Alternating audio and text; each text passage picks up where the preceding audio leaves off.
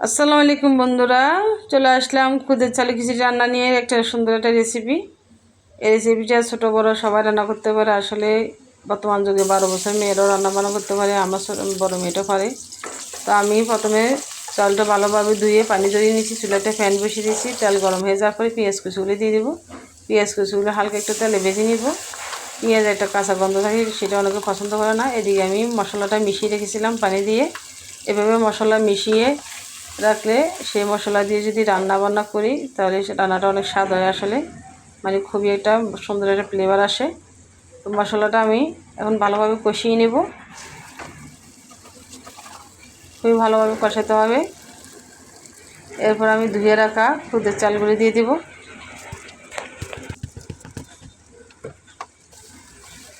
খুদের চালগুলো দিয়ে দিলাম। এখন আমি ভালোভাবে নেড়ে চেড়ে মশলার সাথে মিশিয়ে দিব। মশলার সাথে ভালোভাবে মিশিয়ে দিতে হবে। আমরা পোলাও যেভাবে রান্না করি, কিছুক্ষণ পোলাও চালটা আমরা যখন ভাজি সুন্দর ফ্লেভার আসে, সেরকম কিছুক্ষণ ভেজে নিব। পাশের চুলায় গরম পানি করে রেখেছি, আমি 5 থেকে 6 মগ পানি দিব। যেহেতু হাফ কেজি খুদের চাল, তার সাথে আবার ডাউলও আছে। পানি দিয়ে আমি ঢাকনা দিয়ে ঢেকে দিব। আবু কিছুক্ষণ পরে আসবো। এই যে পানিটা টেনে গেছে, খুদের চালে প্রচুর পানি টানে। যেহেতু এগুলো পোলাও চালের খুদ যেগুলো পাওয়া যায় বাজারে, সেই পোলাও চালের খুদ। এখন পানিটা যেহেতু টেনে গেছে, এখন আমি চুলার নিচেটা তাওয়া বসিয়ে দিব পাতিলের নিচে। তো হয়ে গেছে আমার মজাদার খিচুড়ি, খুদের চালের খিচুড়ি। কে কে পছন্দ করেন এই বর্ষার দিনে? আসলে এই খুদের চাল, শীত বলেন বর্ষা বলেন, যে কোনো খিচুড়ি খেতে আসলে খুব ভালো লাগে। তো হয়ে গেছে। এদিকে আমি ডিম বোনা করব। ডিমটা আমি আগে সিদ্ধ করে রেখেছি, চুলে এখন তেলে ভেজে নেব। ডিম বোনা করার আগে তেলে একটা হালকা ভেজে নিলে বোনাটা মজাদার হয়।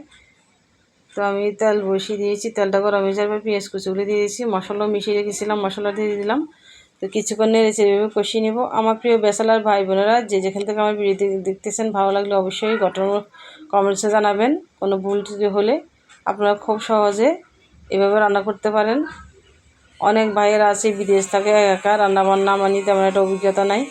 খুব সহজ রেসিপি। তো আমি কিছুক্ষণ কষিয়ে নেব। আমি 2-3টা আলু ফালি করে দিয়েছি। আপনারা চাইলে আলু না দিতে পারেন।